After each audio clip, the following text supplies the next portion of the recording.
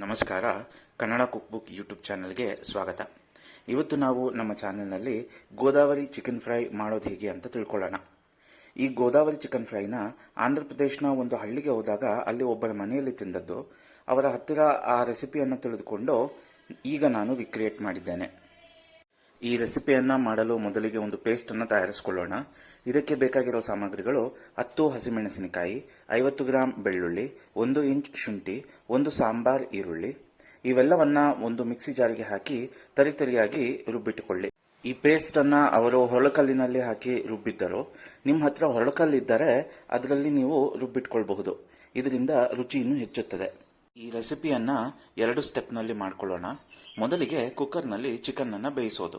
ಇದಕ್ಕೆ ಬೇಕಾಗಿರುವ ಸಾಮಗ್ರಿಗಳು: 1 ದೊಡ್ಡ ಟೇಬಲ್ ಸ್ಪೂನ್ ರುಬ್ಬಿಟ್ಟುಕೊಂಡ ಬೆಳ್ಳುಳ್ಳಿ ಹಸಿಮೆಣಸಿನಕಾಯಿ ಮಿಶ್ರಣ, 1 ಟೇಬಲ್ ಸ್ಪೂನ್ ಮೆಂತ್ಯ ಸೊಪ್ಪು, ಅರಿಶಿಣ 1 ಟೀ ಸ್ಪೂನ್, ಉಪ್ಪು 1 ಟೇಬಲ್ ಸ್ಪೂನ್. ಮೊದಲಿಗೆ ಒಲೆ ಹಚ್ಚಿ ಅದರ ಮೇಲೆ ಒಂದು ಕುಕ್ಕರ್ ಅನ್ನು ಇಟ್ಟು ಅದಕ್ಕೆ 2 ಟೇಬಲ್ ಸ್ಪೂನ್ ಅಡಿಗೆ ಎಣ್ಣೆಯನ್ನು ಹಾಕಿ ಅದು ಬಿಸಿಯಾದ ನಂತರ ಮೆಂತ್ಯ ಸೊಪ್ಪನ್ನು ಸೇರಿಸಿಕೊಳ್ಳಿ. ಮೆಂತ್ಯ ಸೊಪ್ಪಿನಿಂದ ಪೂರ್ತಿ ತೇವಾಂಶ ಹೋಗುವವರೆಗೆ ಅಥವಾ ಗರಿಗರಿಯಾಗುವವರೆಗೆ ಹುರಿಯಿರಿ. ಹೀಗೆ ಉರಿಯದಿದ್ದರೆ ಚಿಕನ್ ಫ್ರೈ ಕಹಿಯಾಗಬಹುದು. ಮೆಂತ್ಯ ಸೊಪ್ಪು ಪೂರ್ತಿಯಾಗಿ ಗರಿಗರಿಯಾದ ನಂತರ ಕುಕ್ಕರ್ಗೆ ನಾವು ತೆಗೆದಿಟ್ಟುಕೊಂಡ ಬೆಳ್ಳುಳ್ಳಿ ಹಸಿಮೆಣಸಿನಕಾಯಿ ಪೇಸ್ಟನ್ನು ಸೇರಿಸಿಕೊಂಡು ಅದರ ಹಸಿ ವಾಸನೆ ಹೋಗುವವರೆಗೂ ರೋಸ್ಟ್ ಮಾಡಿಕೊಳ್ಬೇಕು. ಈಗ ಬೆಳ್ಳುಳ್ಳಿಯ ಹಸಿ ವಾಸನೆ ಹೋಗಿ ಘಮ್ ಎಂದು ಪರಿಮಳ ಬರುವಾಗ ಕುಕ್ಕರ್ಗೆ 1 ಟೀ ಸ್ಪೂನ್ ಅರಿಶಿಣವನ್ನು ಸೇರಿಸಿಕೊಳ್ಳಿ.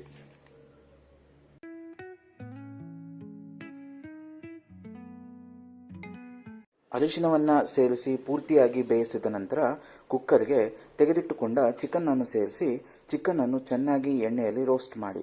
ನಾನು ಇಲ್ಲಿ ಅರ್ಧ ಕೆಜಿ ಚಿಕನ್ ಅನ್ನು ತೊಳೆಯಲು ಮೊದಲು ಚಿಕನ್ ಅನ್ನು 2 ಟೇಬಲ್ ಸ್ಪೂನ್ ಉಪ್ಪು ಹಾಗೂ 1 ನಿಂಬೆಹಣ್ಣನ್ನು ಹಾಕಿ 10 ನಿಮಿಷ ನೆನೆಸಿಟ್ಟು ನಂತರ 3-4 ಬಾರಿ ನೀರಿನಲ್ಲಿ ತೊಳೆದಿಟ್ಟುಕೊಂಡಿರುತ್ತೇನೆ. ಈಗ ಕುಕ್ಕರ್ಗೆ 1 ಟೇಬಲ್ ಸ್ಪೂನ್ ಉಪ್ಪನ್ನು ಸೇರಿಸಿ ಉಪ್ಪು ಚಿಕನ್ ಜೊತೆ ಬೆಳೆಯುವ ಹಾಗೆ ಕಲಸಿ. ಕುಕ್ಕರ್ನಲ್ಲಿರುವ ಎಲ್ಲ ಸಾಮಗ್ರಿಗಳು ಹಸಿ ವಾಸನೆ ಕಳೆದುಕೊಂಡಾಗ ಈಗ ಕುಕ್ಕರ್ಗೆ 1 ಬಟ್ಟಲು ನೀರನ್ನು ಸೇರಿಸಿಕೊಂಡು ಅದನ್ನು ಪೂರ್ತಿಯಾಗಿ ಕಲಸಿ ಕುಕ್ಕರ್ ಲಿಡ್ಡನ್ನು ಕ್ಲೋಸ್ ಮಾಡಿ ಮೀಡಿಯಂ ಫ್ಲೇಮ್ನಲ್ಲಿ 1 ವಿಸಿಲನ್ನು ತೆಗೆದುಕೊಳ್ಳಿ. ಈಗ ಚಿಕನ್ ಫ್ರೈ ಮಾಡೋದು ಹೇಗೆ ಅಂತ ತಿಳ್ಕೊಳ್ಳೋಣ. ಇದಕ್ಕೆ ಬೇಕಾಗಿರುವ ಸಾಮಗ್ರಿಗಳು: 2 ಚಿಕ್ಕ ಗಾತ್ರದ ಟೊಮ್ಯಾಟೊ, 2 ಮೀಡಿಯಂ ಗಾತ್ರದ ಈರುಳ್ಳಿ, 1 ಕ್ಯಾಪ್ಸಿಕಮ್, 8ರಿಂದ 10 ಹಸಿಮೆಣಸಿನಕಾಯಿ, 1 ಹಿಡಿ ಕೊತ್ತಂಬರಿ ಸೊಪ್ಪು. ಇವೆಲ್ಲವನ್ನ ಹೀಗೆ ಕಟ್ ಮಾಡಿಟ್ಕೊಂಡು ಇವುಗಳ ಜೊತೆ 1 ಹಿಡಿ ಕರಿಬೇವು, ರುಬ್ಬಿಟ್ಟುಕೊಂಡು ಉಳಿದ ಬೆಳ್ಳುಳ್ಳಿ ಹಸಿಮೆಣಸಿನಕಾಯಿ ಪೇಸ್ಟ್, 30 ಗ್ರಾಂ ಗೋಡಂಬಿ, ಧನಿಯಾ ಪೌಡರ್ 1 ದೊಡ್ಡ ಟೇಬಲ್ ಸ್ಪೂನ್, ಉಪ್ಪು 1 ಟೇಬಲ್ ಸ್ಪೂನ್, ಅರಿಶಿಣ ಅರ್ಧ tea spoon, chicken masala 1 tea spoon ಹಾಗೂ ಪೆಪ್ಪರ್ ಪೌಡರ್ 1 ಟೀ ಸ್ಪೂನ್.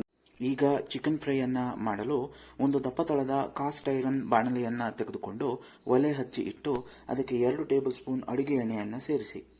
ಎಣ್ಣೆ ಕಾದ ನಂತರ ಗೋಡಂಬಿಗಳನ್ನು ಸೇರಿಸಿಕೊಂಡು ತಿಳಿ ಕಂದು ಬಣ್ಣ ಬರುವವರೆಗೆ ರೋಸ್ಟ್ ಮಾಡಿ. ಇವುಗಳನ್ನು ತೆಗೆದು ಸೈಡ್ನಲ್ಲಿ ಎತ್ತಿಟ್ಕೊಂಡು ಬಾಣಲೆಯಲ್ಲಿ ಉಳಿದ ಎಣ್ಣೆಗೆ 2 ಟೇಬಲ್ ಸ್ಪೂನ್ ಬೆಣ್ಣೆಯನ್ನು ಸೇರಿಸಿ.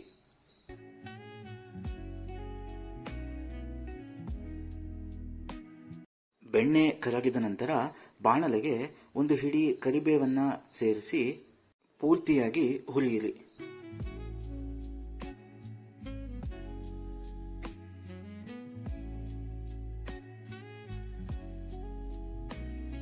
ಕರಿಬೇವನ್ನು ಹುರ್ಕೊಂಡ ನಂತರ ಬಾಣಲೆಗೆ ಹೆಚ್ಚಿಟ್ಟುಕೊಂಡ ಹಸಿಮೆಣಸಿನಕಾಯಿಯನ್ನು ಸೇರಿಸಿಕೊಂಡು ಅದನ್ನು ಕೂಡ ಹುರ್ಕೊಳ್ಬೇಕು.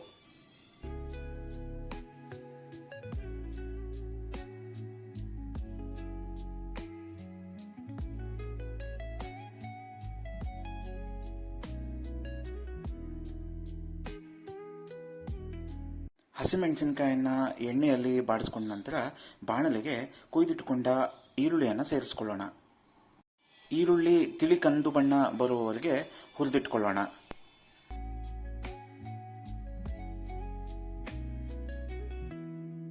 ಈಗ ಬಾಣಲೆಗೆ ರುಬ್ಬಿಟ್ಟುಕೊಂಡ ಶುಂಠಿ, ಬೆಳ್ಳುಳ್ಳಿ, ಹಸಿಮೆಣಸಿನಕಾಯಿ ಪೇಸ್ಟನ್ನು ಸೇರಿಸಿಕೊಳ್ಳೋಣ.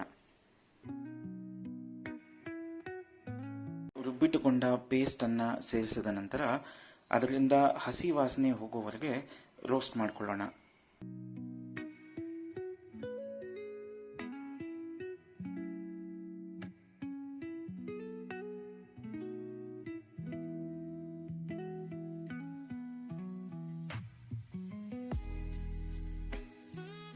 ಬಾಣಲೆಯಲ್ಲಿರುವ ಎಲ್ಲ ಪದಾರ್ಥಗಳ ಹಸಿ ವಾಸನೆ ಹೋದ ನಂತರ ಈಗ ನಾವು ಬಾಣಲೆಗೆ ಕಟ್ ಮಾಡಿಕೊಂಡಿರುವಂತಹ ಕ್ಯಾಪ್ಸಿಕಮ್ ಅನ್ನು ಸೇರಿಸಿಕೊಂಡು ಬಾಡಿಸ್ಕೊಳ್ಬೇಕು.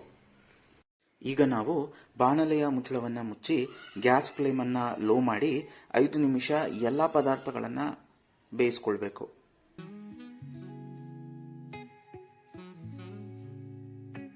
ಐದು ನಿಮಿಷಗಳಾದ ನಂತರ ಬಾಣಲೆಯ ಮುಚ್ಚಳವನ್ನು ತೆಗೆದು ಬಾಡಿಸಿ ಈಗ ಬಾಣಲೆಗೆ ತೆಗೆದಿಟ್ಟುಕೊಂಡ ಧನಿಯಾ ಪೌಡರ್, ಚಿಕನ್ ಮಸಾಲ, ಉಪ್ಪು, ಪೆಪ್ಪರ್ ಪೌಡರ್, ಅರಿಶಿಣವನ್ನು ಸೇರಿಸಿ ಬಾಡಿಸ್ಕೊಳ್ಬೇಕು.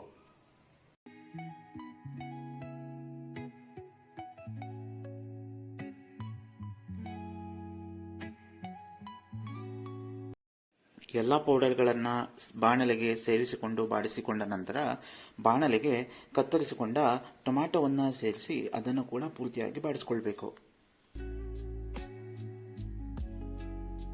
ಈ ಸಮಯದಲ್ಲಿ ಬಾಣಲೆಯು ತಳ ಹಿಡಿದುಕೊಳ್ಳಲು ಪ್ರಾರಂಭಿಸುತ್ತದೆ. ಹೀಗಾದಾಗ ಕುಕ್ಕರ್ನಿಂದ ಚಿಕನ್ ಬೇಯಿಸಿದ ನೀರನ್ನು ಸ್ವಲ್ಪ ಸ್ವಲ್ಪವಾಗಿ ಸೇರಿಸಿಕೊಂಡ್ರೆ ಬಾಣಲೆಯಲ್ಲಿ ತೇವಾಂಶ ಹೆಚ್ಚಾಗಿ ತಳ ಹಿಡಿಯುವುದಿಲ್ಲ.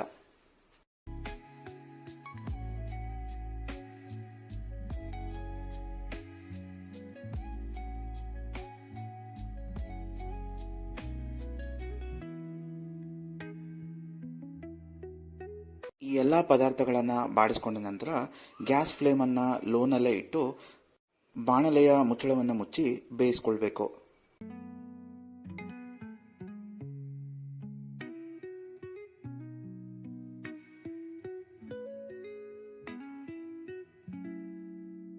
ಈಗ ನಾನು ಬಾಣಲೆಗೆ ಅರ್ಧ ಟೀ ಸ್ಪೂನ್ ಸಕ್ಕರೆಯನ್ನು ಸೇರಿಸ್ಕೊಂಡಿದ್ದೇನೆ.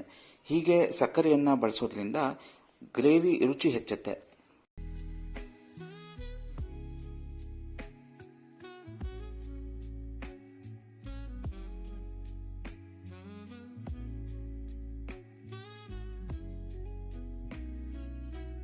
ಇವೆಲ್ಲವನ್ನು ಬಾಡಿಸ್ಕೊಂಡ ನಂತರ ಬಾಣಲೆಗೆ ಕುಕ್ಕರ್ನಲ್ಲಿ ಬೇಯಿಸಿಟ್ಟುಕೊಂಡ ಚಿಕನ್ನನ್ನು ಸೇರಿಸ್ಕೊಳ್ಬೇಕು.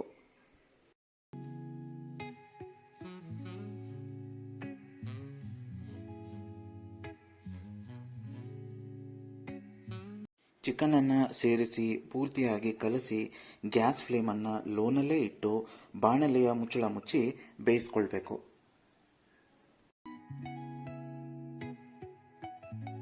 ಈಗ ಬಾಣಲೆಗೆ ಹುರಿದಿಟ್ಟುಕೊಂಡ ಗೋಡಂಬಿ ಹಾಗೂ ಕತ್ತರಿಸಿಟ್ಟುಕೊಂಡ ಕೊತ್ತಂಬರಿ ಸೊಪ್ಪನ್ನು ಸೇರಿಸಿ ಬಾಣಲೆಯಲ್ಲಿರುವ ಎಲ್ಲ ಪದಾರ್ಥಗಳನ್ನು ಗ್ಯಾಸ್ ಫ್ಲೇಮ್ ಹೈನಲ್ಲಿ ಇರಿಸಿಕೊಂಡು ರೋಸ್ಟ್ ಮಾಡಿಕೊಂಡ್ರೆ ರುಚಿ ರುಚಿಯಾದ ಗೋದಾವರಿ ಚಿಕನ್ ಫ್ರೈ ತಿನ್ನಲು ಸಿದ್ಧ. ಇದೇ ರೀತಿಯ ಟೇಸ್ಟಿ ರೆಸಿಪಿಗಳಿಗಾಗಿ Kannada cook book YouTube channel ಅನ್ನು ಸಬ್ಸ್ಕ್ರೈಬ್ ಮಾಡಿಕೊಳ್ಳಿ.